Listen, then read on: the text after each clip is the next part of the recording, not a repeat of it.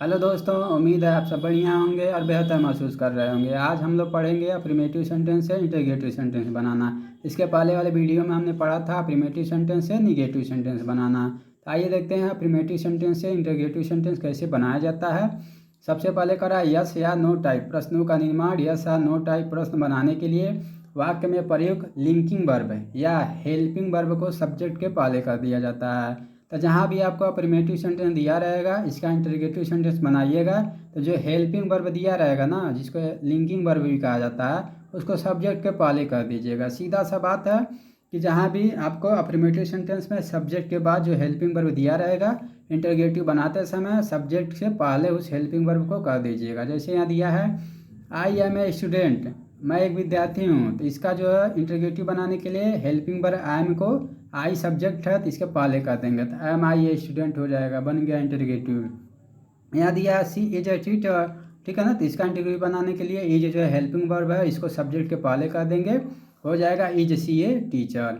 अब करा you have a cycle, तो यहाँ पर हैव जो है आपका हेल्पिंग वर्ब है, तो इस हैव को इस सब्जेक्ट के पहले कर देंगे, तो यहाँ पर हैव यू ए साइकिल हो जाएगा, इंटरगेटिव बन जाएगा। इसी तरह मोहन हैज ए काऊ, तो इसका हो जाएगा has Mohan a cow. They are drinking milk, तो यहाँ पे आर जो है हेल्पिंग वर्ब है, इसको सब्जेक्ट के पहले कर दिए, तो आर दे ड्रिंकिंग मिल्क हो जाएगा। ठीक है ना। इस पर यस आर नो टाइप प्रश्नों का निर्माण करते समय जो हेल्पिंग वर्ब होता है उसको सब्जेक्ट के पहले कर देते हैं, तो वह इंटरगेटिव सेंटेंस बन जाता है। अब दूसरा कह रहा है आपका दूसरा नंबर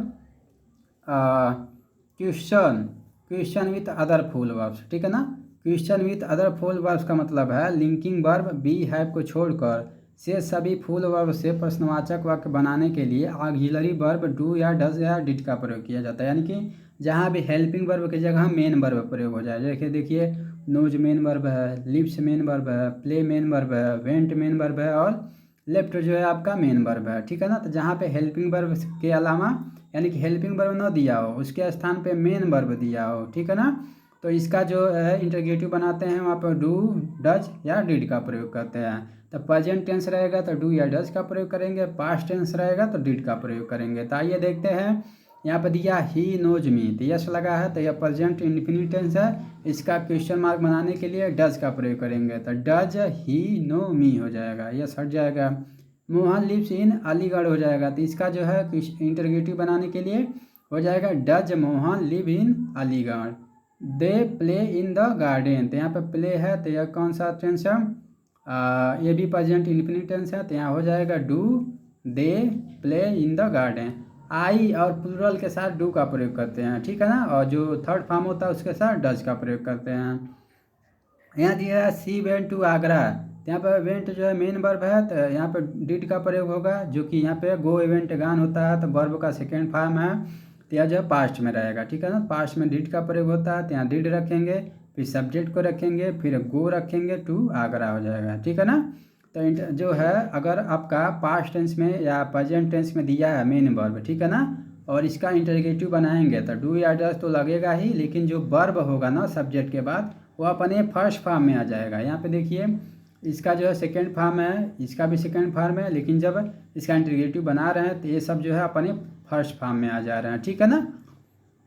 ऐसे दिया she left her purse on the table, तो इसका जो है इंटरगेटिव बनाएंगे तो डिड का प्रयोग होगा, did C live her purse on the table हो जाएगा। अब कह रहा तीसरा जो है क्वेश्चन वर्ड, आइए देखते हैं क्वेश्चन वर्ड क्वेश्चन क्या होता है।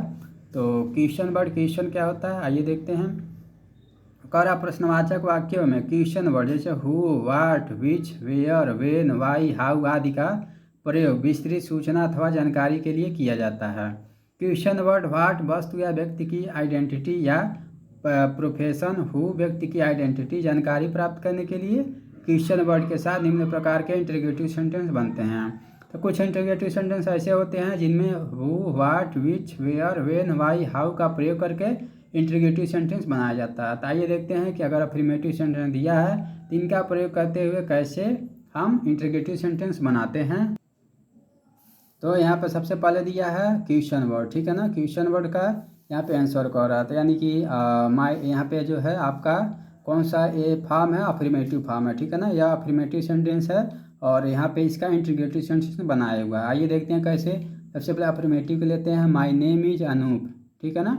तो यहाँ पे माय नेम इज अनूप का इंटरगेटिव बनाते समय व्हाट का प्रयोग करेंगे। What is your name, what is your name, आपका नाम क्या है, तो माय नेम इज अनूप हो जाएगा। ठीक है।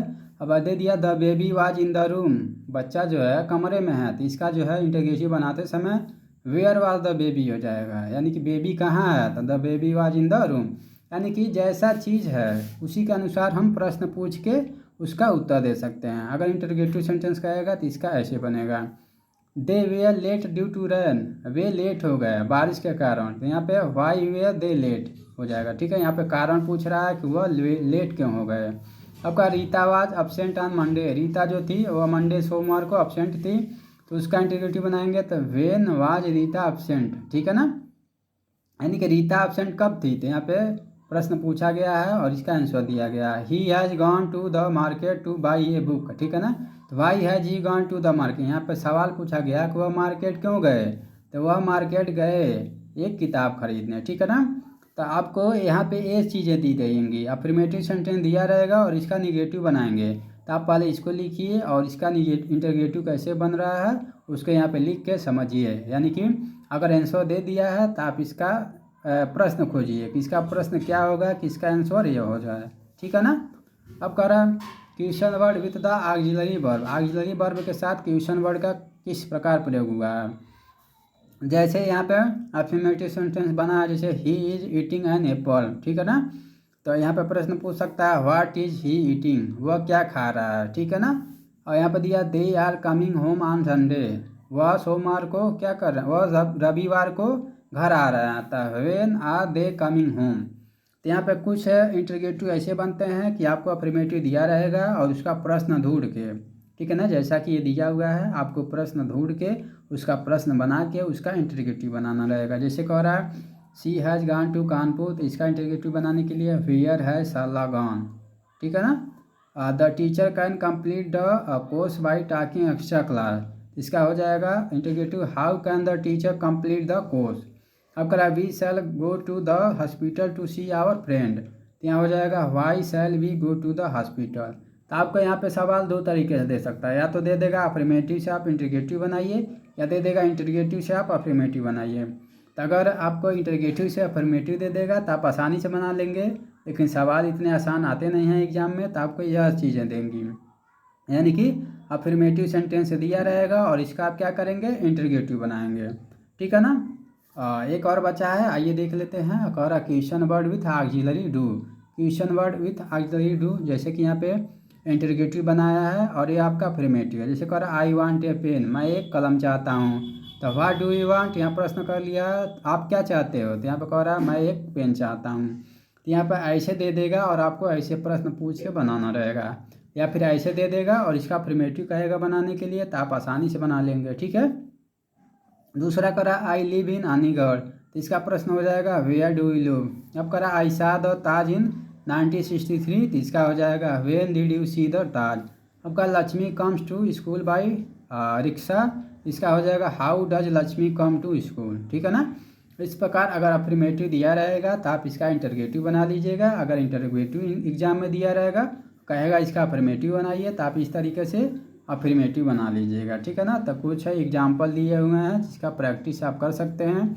ऐसे करा चेंज द फॉलोइंग सेंटेंस है इनटू इंटरगेटिव फॉर्म, तो इन चीज़ों को आप रफ पे लिख लीजिएगा और इसका कोशिश करिएगा कि इसका इंटरगेटिव कैसे बनाया जाए। अगर आप प्रैक्टिस के माध्यम से सही सही चीज़ें कर ले जाते हैं तो उम्मीद है आप एग्ज़ाम में भी अच्छे नंबरों से पास होंगे। और यह चीज़ें जो है आपको केवल डीएलएड द्वितीय सेमेस्टर में ही नहीं, आपको टेट में भी देखने को मिल सकती है, यदि आप इंग्लिश से पेपर देते हैं, और सुपर टेट में भी देखने को मिल सकती है। तो उम्मीद है कि आपको ट्रांसफॉर्मेशन ऑफ सेंटेंस अफर्मेटिव से निगेटिव और अफर्मेटिव से इंटरगेटिव दो वीडियो में हमने आपको बता दिया। दो वीडियो को आप अच्छे से देख लेंगे, समझ लेंगे, तो उम्मीद है आपको भी समझ आ जाएगा। तो अगर वीडियो अच्छा लगा हो तो चैनल को सब्सक्राइब कर दीजिए, लाइक कर दीजिए और ज़्यादा से ज़्यादा शेयर कर दीजिए, ताकि हम ऐसे ही आप लोग के लिए वीडियो बनाते रहें और आप लोग अच्छे से पढ़ते रहें। धन्यवाद।